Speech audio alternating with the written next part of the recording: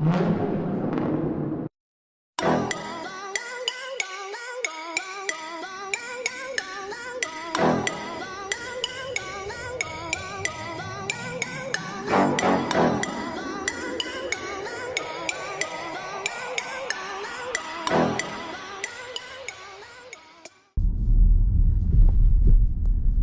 everyone, you join me in the new Skoda Enyaq.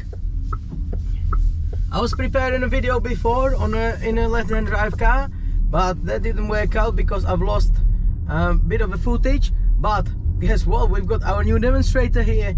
So welcome to the new Skoda Enyaq. It's an exciting car for Skoda, and the radio just keeps turning on for some reason, because I don't know what it thinks it's doing. Anyway, yes, so welcome back to another video of GSCN videos. My name is Jacob. I'm gonna go through this gorgeous car with you as this radio keeps turning on, and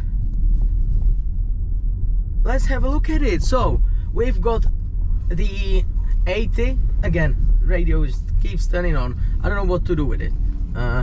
In fact, have I sorted it now? I hope I have. Oh, it's got the touchscreen thing here. I'll just turn the screen off. Yeah, so we've got the 80 with a sweet interior, which looks gorgeous. We've got a beautiful black leather with perforation, orange piping and stitching, and the radio is back on again. It's horrible. And beautiful steering wheel, the dual spoke as Skoda does normally. Now with the paddles for not shifting because it's got no gearbox, but for the engine regen. I mean, yeah, for the regen. So absolutely gorgeous car. We have a leather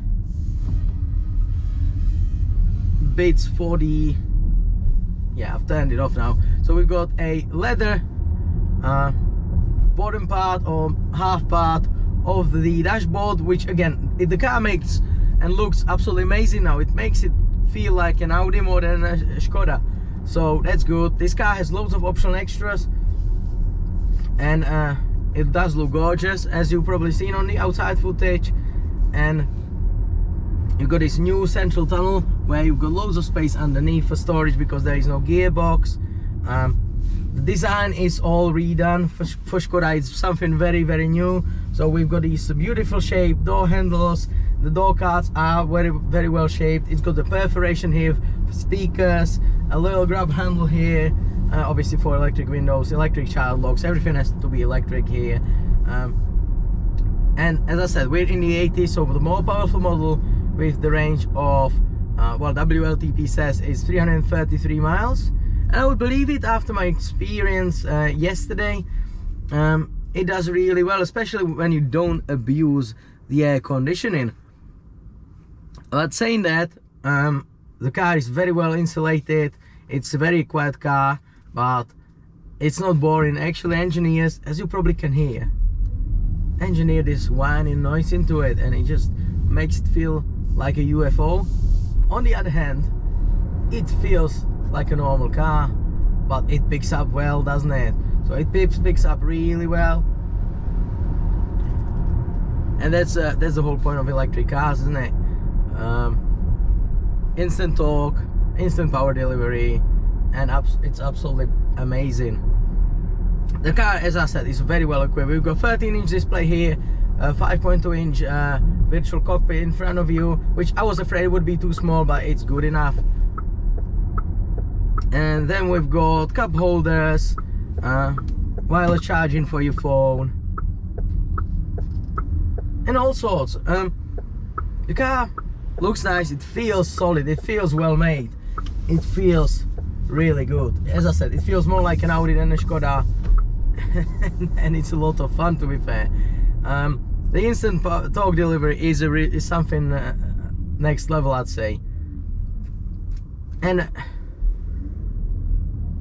the range is really good. I've not had any sort of range anxiety yesterday, and I've used it for a long trip. And it's solid. It's got heated steering wheel, heated seats, dual zone climate control. It's all operated via the screen. The only niggle so far, well, was the radio. As you see, I couldn't turn it off, could I? Yeah, so that's the small thing. Apart from that, the car is brilliant. Automatic LED headlights, matrix headlights at the front, LED headlights at the back, loads of space. It's a very airy cabin, it feels good. It's got loads of driver assist. The car, well, feels like it almost drives itself, but yet you still are engaged in the drive, which is something extraordinary in nowadays, where all the cars feel a bit bland, you know. And actually even the ID3, ID4 VWs, they do feel very similar way, but not this. This feels really good. And to be fair, it's a first electric car where I would say yes, I would have one. On day-to-day basis it works brilliant. It's very practical. It's got a huge boot, and it drives really nice. You've got adaptive cruise control that does the job as it should. That's a big screen with wireless Apple CarPlay. Works absolutely brilliantly. Just turned it off, so well, the radio don't keep coming on. And it's got a great acceleration. It is very fast if you want it to, and you can use it for anything.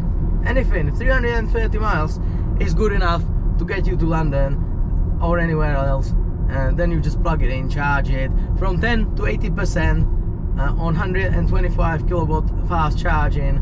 It should do in 38 minutes. Obviously not all the chargers are the same, and we know the infrastructure is not quite there yet, but it's developing faster than we thought. So a long trip shouldn't be an issue. You've got a incorporated EV trip planner in the screen, where it tells you where the chargers are, what the speed of the charger is, and everything else.